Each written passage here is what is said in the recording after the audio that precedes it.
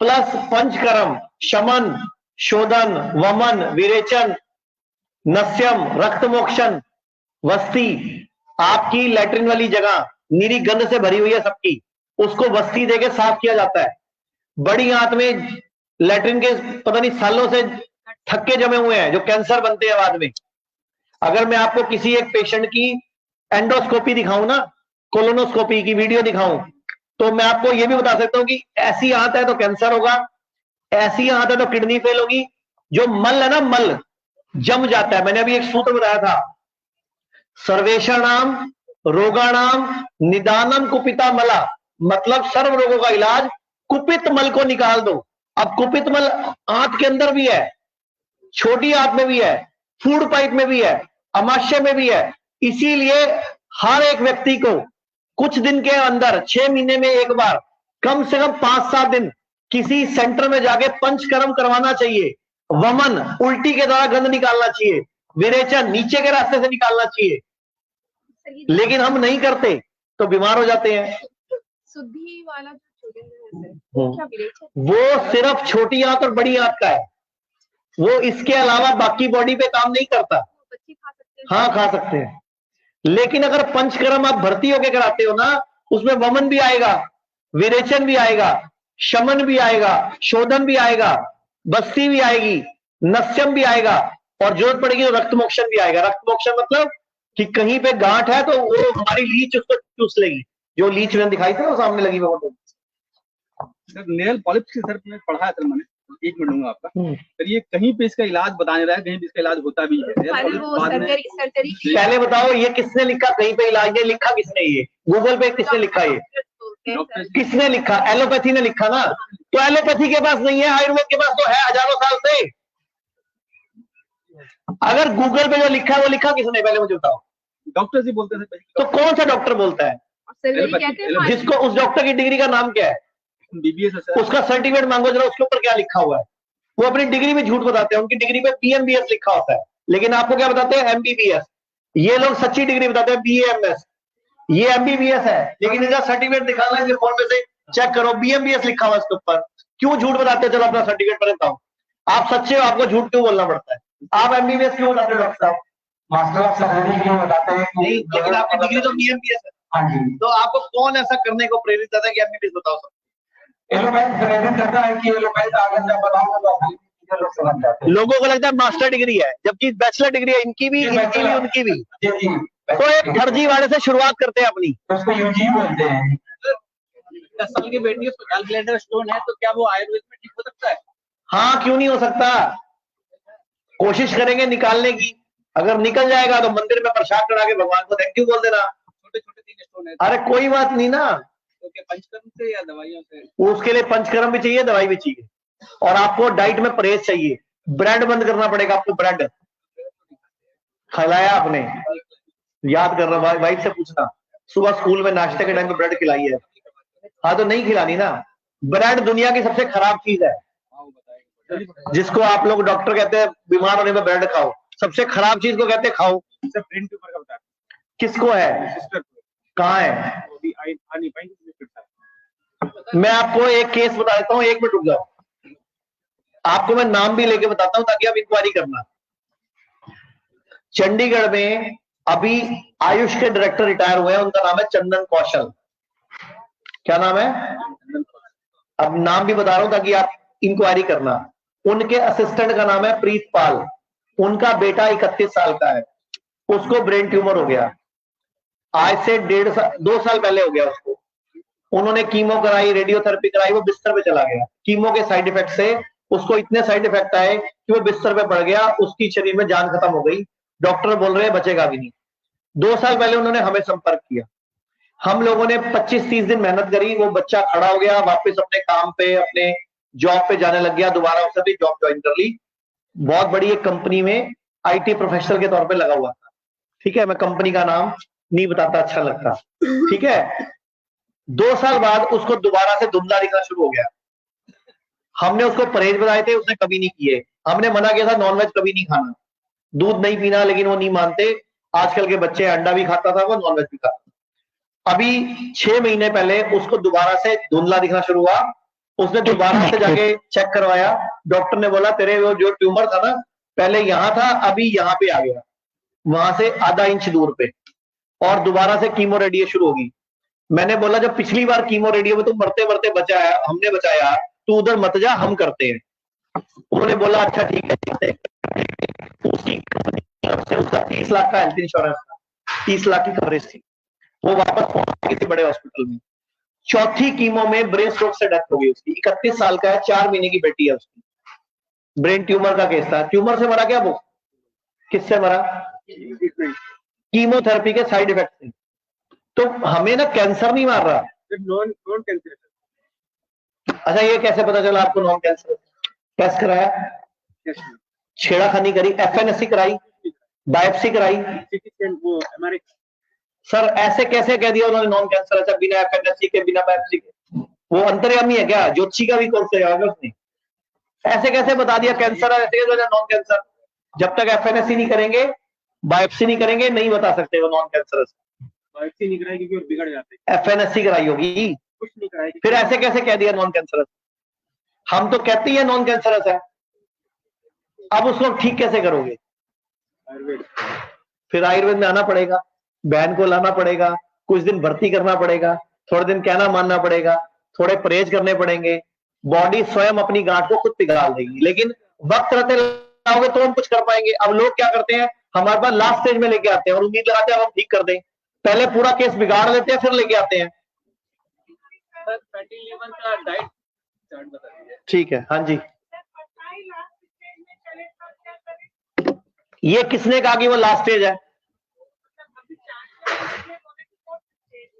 वो जानबूझ के ऐसा बोलते हैं ताकि आप डरो और पैसे निकालो, ताकि आप लूटो, ताकि आप सोना बेच के पैसे लेके आओ या हेल्थ इंश्योरेंस पॉलिसी लेके आओ। उनको तो पैसे चाहिए ना। अगर वो आपको डराएंगे नहीं तो आप पैसे दोगे? अगर मुझे इन भाई साहब को लूटना है तो मुझे अगर ये रुपये बंदोबस्त रखनी पड़ेगी या चाकू दिखाना पड़ेगा, वरना ये पैसे निकालेंगे ही। अगर मैं बोलूं देते बाबू देगा तो फिर इसलिए वो डराते हैं आपको ताकि आप दे दो। तो वो फोर्स से बोलेंगे तभी तो डरोगे आप। ये तो अब आपको सोचना है कि जाना कहां है। हाँ जी,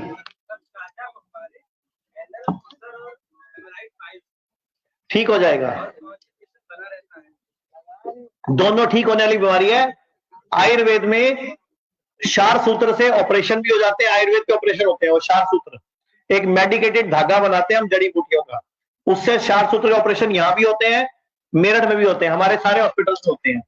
प्लस दवाइयों से भी ठीक हो सकता है, लेकिन मिलना पड़ेगा, परहेज करने को रेडी होंगे, खाने पीने का ध्यान रखेंगे, ठीक हो जाएंगे। सब ठीक हो जाएगा सर, लाओगे तो आएगा। हाँ जी बोलो, एक सेकंड। हाँ जी बोलो। डाल के उनके घुटने सब गड़बड़, चल फिर नहीं पा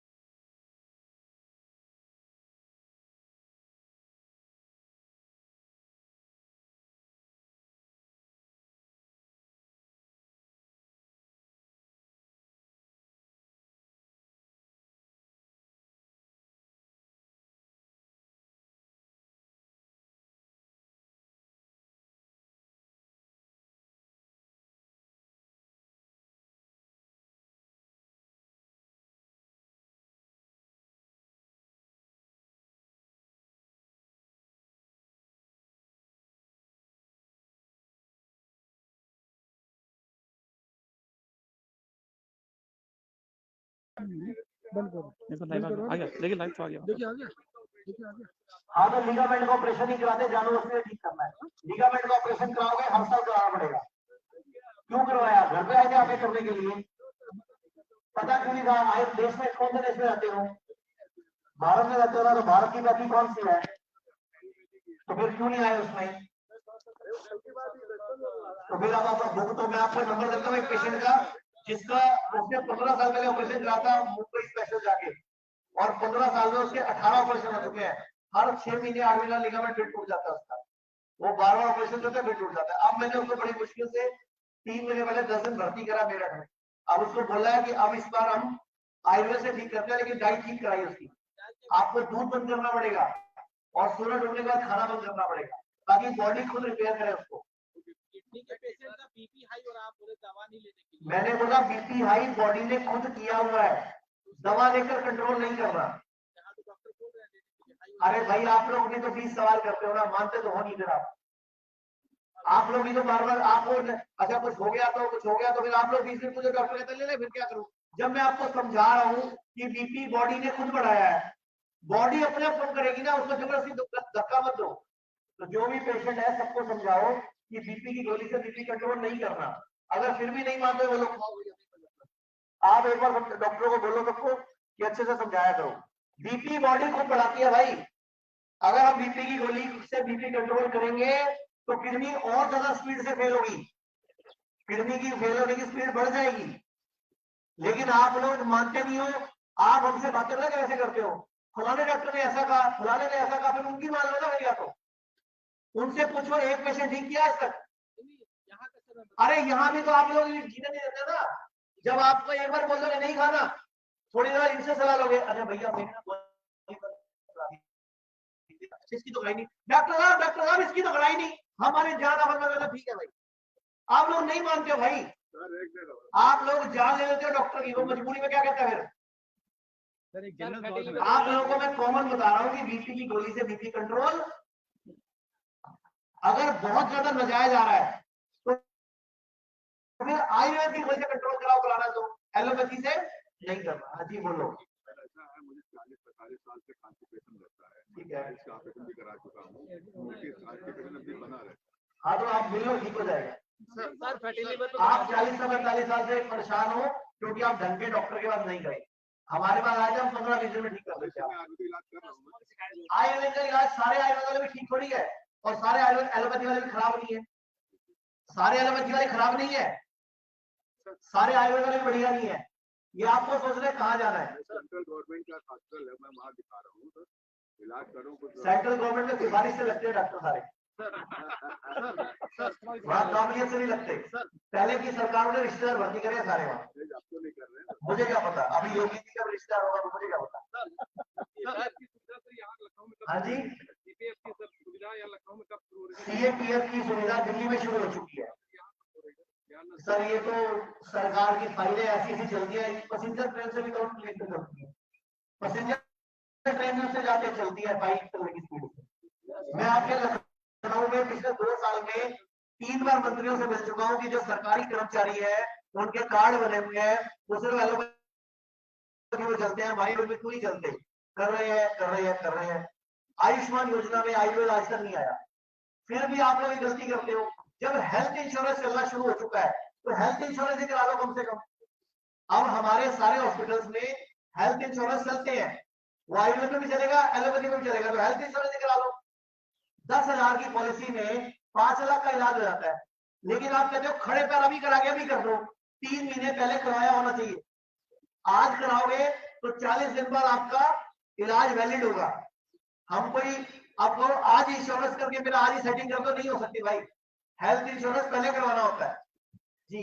सर लीवर सिरोसिस के बारे में बताइए। किसको है? कहाँ है? हाँ, कहाँ से आए हो? बिहार मुजफ्फरपुर। कब आए हो? आज आए। मिलने आए हो कि एडमिट हो गए हो? बोल रहे थे एडमिट होने के लिए। हाँ, लीवर सिरोसिस क्या होता है? ये लीवर सिकुड़ जाना। क्यों सिकुड़ गया? बीड़ी पीते थे? कुछ नहीं करते थे। सिगरेट पीते थे? पान मसाला, जर्दा, तंबाकू, अफसोस तो नहीं हो रहा फिर? बोला थे। हाँ, अरे क्यों है? हमें क्या पता क्यों? हाँ तो आप क्या करते थे ऐसा? लीवर क्यों सिकुड़ गया? हमको नहीं पता। क्या काम करते हो? हम अभी करते हैं क्लीनिंग का काम करते हैं, मोबाइल ये सब का क्लीनिंग का काम करते हैं। नहीं तो जब 2016 में फेल हुआ था, लीवर खराब हुआ था, हुआ क्यों था? बुखार हुआ था, उससे पहले जॉन्डिस हुआ था, निमोनिया हुआ था। तो जॉन्डिस हुआ था तो उसकी दवाई नहीं खानी थी। मैंने बोला बुखार होता है तो दवाई नहीं खाना होता, वो एकदम। बच्चे में 3-4 साल में ये सब जल्दी किया। हाँ तो दूध नहीं पीना होता जॉन्डिस, दवाई भी नहीं खाना होता। जॉन्डिस में गन्ने का जूस पीना होता है, गुड़ खाना होता है, क्या यहाँ कड़ी पत्ते खाने होते हैं। पीजीआई में लीवर बायोप्सी के लिए बोले हैं, वो लीवर ट्रांसप्लांट बोलेंगे आपको, क्या करना है? वही लीवर ठीक हो जाएगा अगर कहना मान लो। तो बोले जो लीवर आपके पास है ना, जो बचा है 2-4 पैसे, यही लीवर ठीक हो जाएगा। लेकिन हमारे कम से कम 3-4 महीने हमारा कहना मानना पड़ेगा, परहेज करना पड़ेगा। हाँ भर्ती होना पड़ेगा और कोई तरीका नहीं है। कम से कम 15-20 दिन भर्ती होना पड़ेगा, उसके बाद परहेज करना पड़ेगा। 3-4 महीने में लगभग लीवर 20-25 पैसे काम करना शुरू हो जाएगा। सैकड़ों लोग ठीक हो चुके हैं। हाँ जी आचार्य जी, फैटी लीवर हाँ, हेल्थ इंश्योरेंस क्यों नहीं करवाया हुआ? आयुष्मान कार्ड तो आयुष्मान कार्ड है, फिर एलोपैथी में जाओ, आयुर्वेद में चलता नहीं है। मोदी जी को मैं डालो कि क्यों नहीं चलता है एलोपैथी में, आयुर्वेद में क्यों नहीं चलाते हो? में क्या किया जा सकता है? मैं बोल तुझे डॉक्टर से मिल लो, इनका डाइट चार्ट और दवाई देके बोलो ना, डाइट चार्ट में तो घर के लिए परहेज बता दो। 3-4 दिन भर्ती करके जॉब करने सिखा दो साहब जी। एक महीने बाद हम कौन है ये? ठीक है। जैसे हमारे पिताजी को इससे पहले गुर्दे की प्रॉब्लम थी, यहाँ पे दिखाए तो वो यहाँ से बिल्कुल मेंटेन हो गए। उसके लिए आपको बहुत बहुत धन्यवाद, बहुत बहुत आभार। लो ये सब माइक में बोल दो, इन सबको भी पता लग जाए ना कि कोई आवाज भी देता होता, सब शिकायत नहीं करते। हमारे पिताजी की डायबिटीज हो रही थी, हॉस्पिटल का नाम नहीं बताएंगे, लेकिन उनकी क्रिएटिव 12 थी। नहीं कोई बात नहीं, मत बताओ। यूरिया भी काफी बड़ा था। ये पोजीशन थी कि डॉक्टर ने बता दिया कि इसका कोई ठिकाना नहीं है, इसका क्या क्या होगा। फिर हम एक दिन अपने मतलब अपनी गाड़ी में लेटे हुए थे, तो सबका हमने ऐड देखा।